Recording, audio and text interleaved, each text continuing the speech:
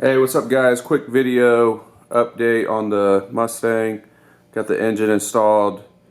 Also did the 5 lug conversion on the rear end. I'm not going to be able to film it right now because space is kind of tight.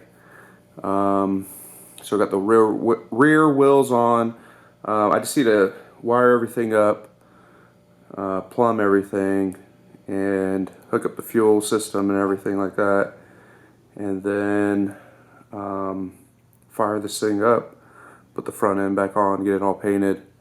But I just wanted to do a quick video just to give you guys an update.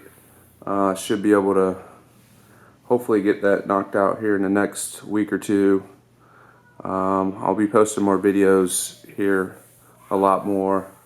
But thanks for watching guys. I'm going to post some links in the description on some of the parts that I'm using, some of the tools I'm using. Check them out, click on the links.